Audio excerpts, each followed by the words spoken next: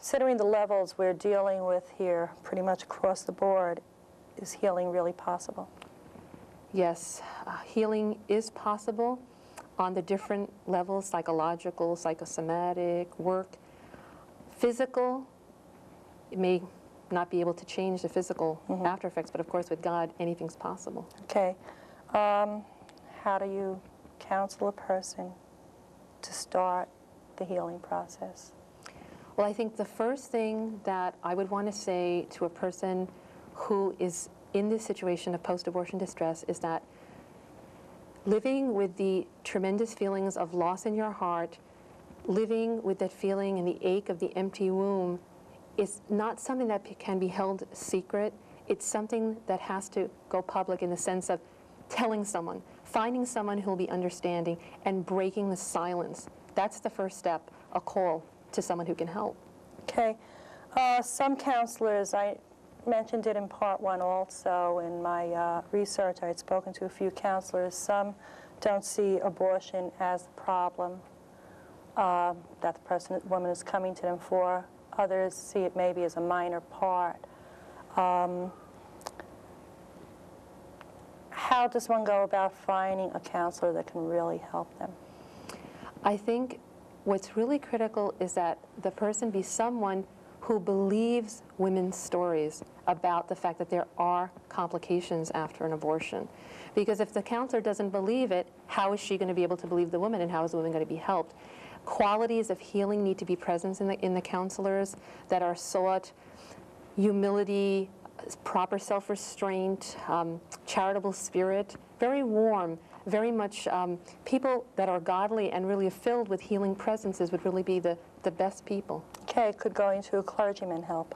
Yes, in fact, I think it'd be very helpful, especially if the woman is ready and feels that she would like to disclose the nature of what has happened, and actually with a God component involved. And I think, for example, clergymen associated with Project Rachel are usually very understanding and have a merciful heart. There's a program out in Texas called the St. Raphael program, after the healing archangel.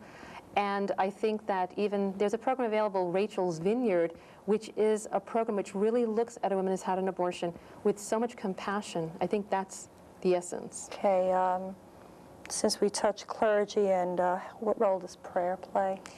Well, prayer is critical for putting a woman in touch with a divine physician, because it's really God that will be able to give her the spiritual nurturance, which is really the spice of all the other dimensions of healing, so that when she starts to pray, she'll be able to increase in love, increase in virtue, and her relationships that have been disrupted because of the abortion will begin to heal and restore with God's help. Okay. Stumbling blocks, what do we watch out for here? Stumbling blocks, I think some of the most common would really relate to the fact that a woman, she may find herself getting healing for the abortion experience, but not tell the counselor that she was sexually abused when she was young. And the counselor could find that there are certain things not happening in the healing process. Okay. Some people will just chalk it up saying, I get my healing from God, I pray a lot. How do we handle this, especially since they are experiencing difficulties? Okay, well, I'd like to say that certainly prayer is critical. The healing from God is critical and certainly powerful.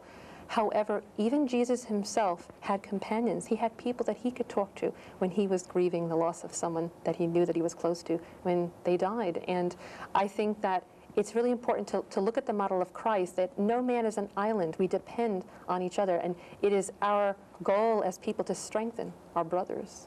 Okay.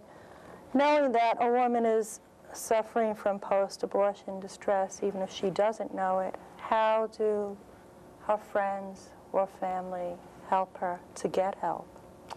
Well, I think it's important, let's say if you are the mother of a daughter who's had an abortion, or you're a friend, if you know that that person is suffering, to approach them very, very gently and in a way that acknowledges, you know, I'm seeing that you're just not doing well. I'm seeing that, you know, you've been telling me about these nightmares you've been having.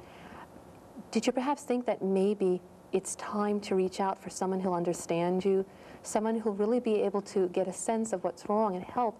I even have the phone number of a person that you can turn to that I would trust if I was in your situation. So that kind of an approach, which doesn't really get into the abortion experience per se, unless the woman is ready to talk about it, but actually it just lays a little template, a foundation for getting help.